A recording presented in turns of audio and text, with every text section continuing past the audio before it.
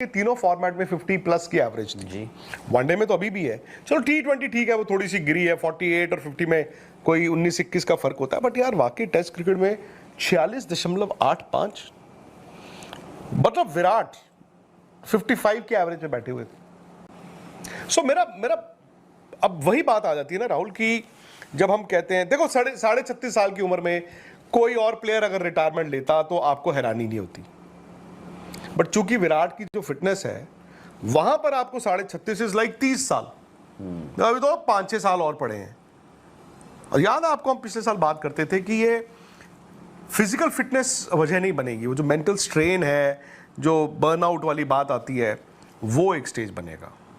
अरे बात वही घुमाकर आ जाती है कि यार आपके जो सिलेक्टर्स हैं, गौतम गंभीर हो उसमें कोच हो, वो अब देखिए यही लोग बाय द वे, अब ये कोच तो अभी बने हैं गौतम गंभीर, अजीत अगरकर भी सिलेक्टर अभी 2 साल पहले ही बने, उससे पहले देवर ब्रॉडकास्टर्स, देवर एक्सपर्ट्स, चाहे वो कॉलम लिखें चाहे वो कमेंट्री करें, सवाल उठाते थे, ऐसा नहीं है, सवाल उठाते थे और हो सकता है वाजिब सवाल उठाते थे। हो क्या सकता है भाई, अगर ये नहीं बोल सकते हैं कि जी विराट के 2 साल में रन नहीं आए हैं, 3 साल में रन नहीं आए हैं, कोई नहीं बोल सकता है कि जी आए हैं, आप झुकला नहीं सकते। 5 साल में नहीं आए। अब सडनली क्या हुआ, आप एक्सपेक्ट कर रहे थे, आप कह रहे थे जी गौतम गंभीर आ गए इंडिया के कोच, नो नॉनसेंस गाय, ये he will walk the talk, अगर आपके रन नहीं है तो ये आपसे सवाल पूछेंगे, आपको शायद से नोटिस पे रखेंगे।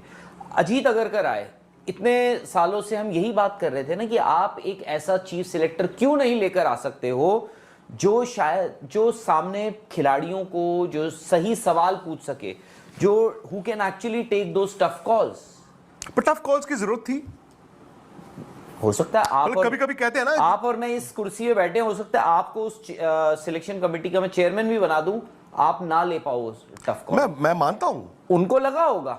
मैं देखो ना, आप सचिन तेंदुलकर पे जाओ भाई, उन्होंने 2007 में ही वो 34, चोट भी लगती थी जब उन्होंने कहा था मैं क्रिकेट छोड़ रहा हूं, क्योंकि वो एक कोच ग्रेग चैपल की हो सकता है सोच बुरी ना हो, तरीका खराब हो, वर्सेस फिर उसके बाद कौन आया, गैरी कर्स्टन, जिन्होंने कहा जैसे आपने करना है आप करो, एंड सचिन जो 2007 से 13 तक खेल के गए। मैं इसलिए आपसे जानना चाह रहा हूं कि वो वॉक द टॉक की क्या जरूरत होती है when you deal with 2007 such से players? 2013 इंडिया ने खेला, सब कुछ हुआ, ठीक है, इंडिया सचिन तेंदुलकर के रन भी आए हैं by the way, Sachin fair ने enough। तो भाई मेरे ख्याल इस दौरान 2007 के बाद राहुल कम से कम नहीं तो 14-15 टेस्ट सेंचुरीज है उनकी। जी बिल्कुल, बट टीम के लिहाज से क्या हुआ? नहीं, टीम आपकी इंग्लैंड में जीती सीरीज, ठीक है 1-0, उसके बाद टीम आपकी न्यूजीलैंड में 39 साल, पता नहीं कितने साल बाद जीती थी सीरीज जी, 2011 वर्ल्ड कप जीते आप, उसके बाद आप मतलब और क्या, मतलब उस टाइम पे था ऑस्ट्रेलिया में भी बाय द वे 7-8 इंडिया हारा, जस्टिफाइड है, हारा, बट नहीं मैं कह रहा हूँ जस्टिफाइड इंडिया है, could have drawn the series, justified है कि सचिन तेंदुलकर ने कंटिन्यू किया, बट अब वही बात है कि आप सचिन तेंदुलकर का वो फेज नहीं आया।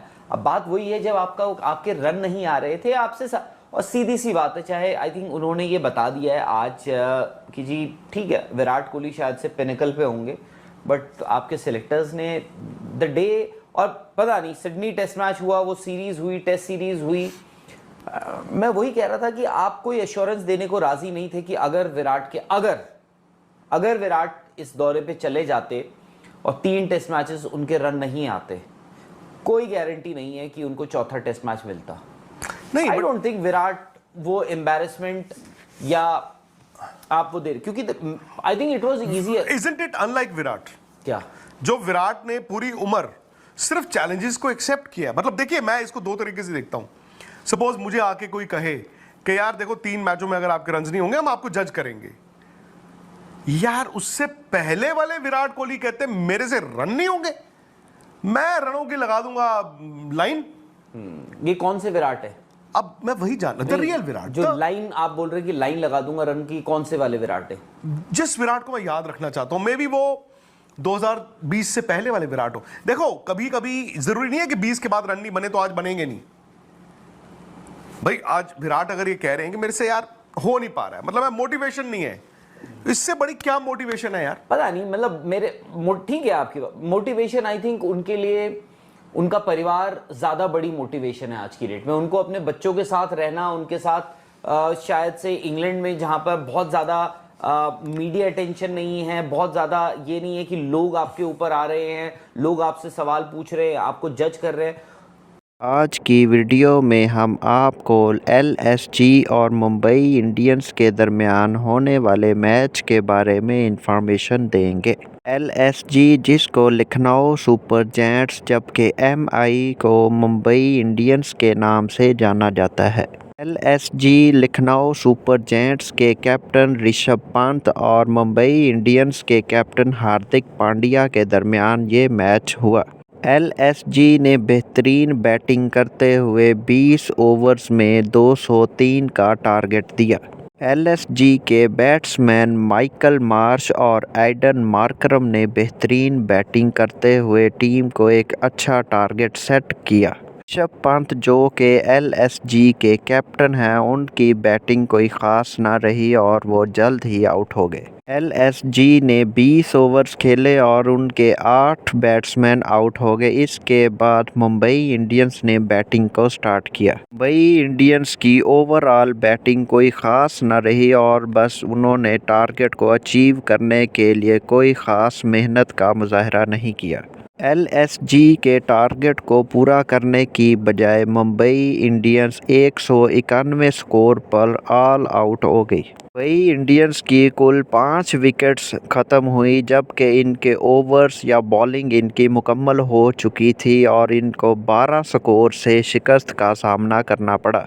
एलएसजी से हारने के बाद अब लगता है मुंबई इंडियंस का आईपीएल में तकरीबन काम ख़त्म हो चुका है और अब वो अगले आईपीएल का इंतज़ार करने के लिए तैयार हों। मुंबई इंडियंस के हार्दिक पांड्या ने अच्छी बैटिंग की लेकिन फ़िलहाल उनसे टारगेट अचीव ना हो सका और 12 स्कोर से मुंबई इंडियन मैच हार गई। वीडियो अच्छी लगे तो चैनल को सब्सक्राइब कीजिएगा ताकि मज़ीद आने वाली वीडियोस आप तक आसानी से पहुंच सकें। शुक्रिया।